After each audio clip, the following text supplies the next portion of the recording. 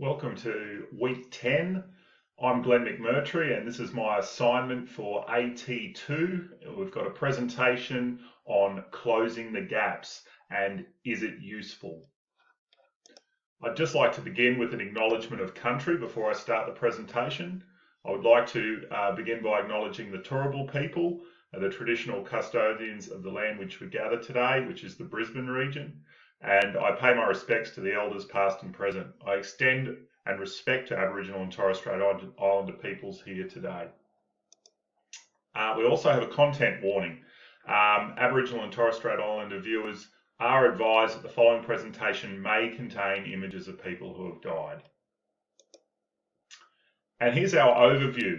So what we're going to be discussing today in this closing the gaps is I've got a whole bunch of gaps here that have been identified that we're going to talk about, and some of the pedagogies that we're going to implement in the classroom as well, followed by an activity and quiz at the end.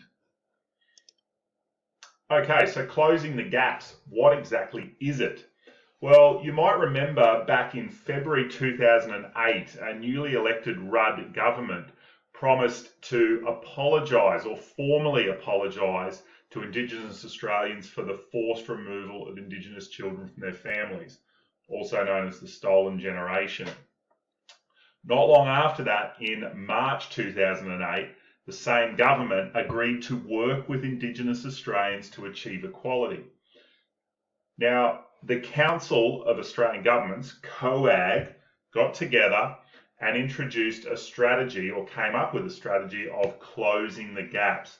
And they set some long-term targets, because historically Aboriginal and Torres Strait Islander people have been fairly disadvantaged throughout Australian communities.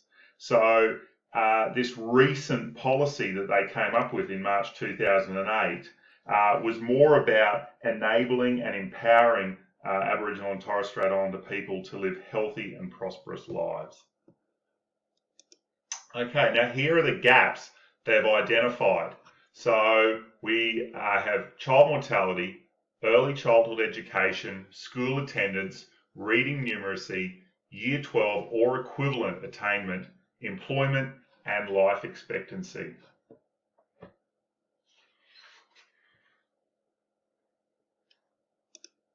Okay, we'll start with child mortality rates, so 0 to 4 years. You can see here it is trending downwards in both cases for Indigenous and non-Indigenous children, but there is still a significant gap that persists here. So the general trajectory is heading down, which is good, but it's still unacceptable that this gap persists. We've got 217 deaths per 100,000 in 2006, down to 147 per 100,000 in 2018, but still a gap persists. It's a 42% gap, as a matter of fact. A lot of this gap comes down to perinatal conditions before the child's born.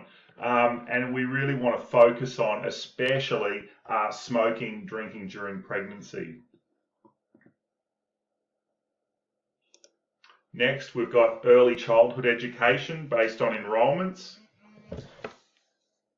So we've got quite a few targets you can see here which are on track. We've got one exception here in the Northern Territory, and that is due to largely distance of remote communities and very remote communities from any formal education facilities. So every other state and territory, though, on track. School attendance. Now you can see the school attendance here. There is still a gap, and that gap becomes significantly wider post year 6 or year 7 here. So once they're nearing high school years, that gap really starts to become apparent.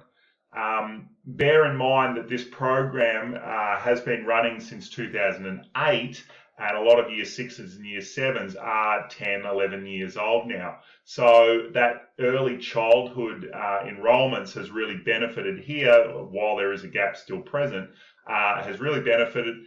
These children here, the year 7 onwards, weren't so lucky to begin school before 2008, so the gap is largely wider here.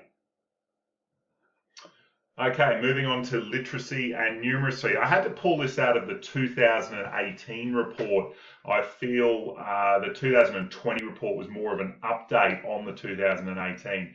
So here we've got a table that better illustrates the gaps that persist between 2008 and 2017 and the changes in those gaps. So while it is reducing, it still isn't enough. It's not enough to consider this gap on target. It is trending down, but still nowhere near as much as what's required. Okay, year 12 attainment rates. We've seen a steady increase in year 12 attainment or equivalent rates from 2008 to 2018. Non-Indigenous population is fairly stable, but there has been a large increase in non-Indigenous. A gap still persists, but at this current trajectory, we are on track for 2025 here. So this is one of the gaps that is on track. Here's a gap that isn't on track, and that is the employment rates for 15 to 64-year-olds, Indigenous versus non-Indigenous. Here we've got actually a slight reduction in workplace participation and employment between 2008 and 2018. So one here that is not on track. Non-Indigenous fairly consistent here at 72%. But Indigenous, no, actually fell 1.5%. Okay, we have life expectancy here. So the gap is still stubbornly high. It's 11.4 years for males between Indigenous and non-Indigenous, and 9.6 years for female Indigenous versus non-Indigenous. That has reduced a fraction over the 10 years, but not enough. This gap is not considered on target. So here we have the progress by the states and territories. The child mortality rates here are measured differently from states and territories here. They have their own data for child mortality rates, but overall the gap is still not on. The gap here is not on target. Unfortunately, the only two gaps that are on target are the early childhood education, the enrolments, and the year 12 or equivalent attainment.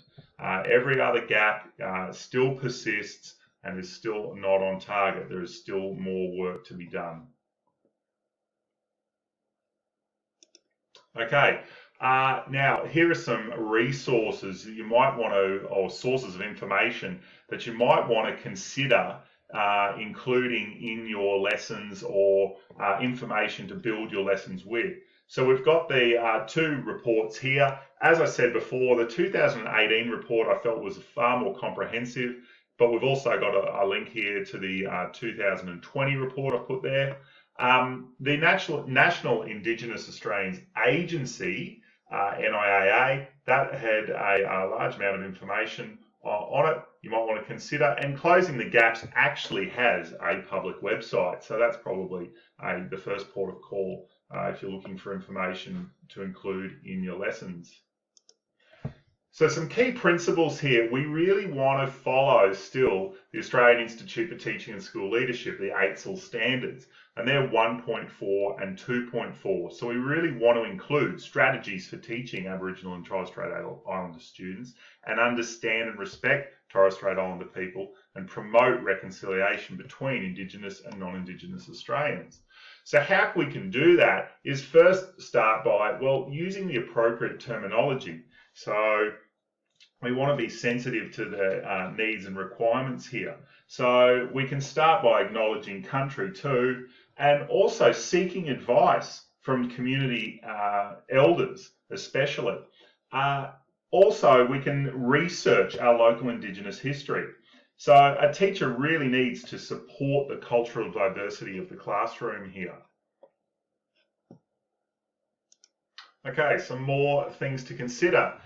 I would give your learners the opportunity to use this statistical data, actually give them time to interpret it. So the lessons should explore and discuss issues regarding the Indigenous population. And you can discuss the impacts and consequences for all in the community if these gaps persist. So we really want to promote strategies to reduce these gaps. So the learners have appropriate time to absorb and interpret the consequences of having these gaps as well. We want the learners to challenge their own beliefs as well. So we want to stimulate awareness of these gaps. Okay, some pedagogies to implement in a classroom environment.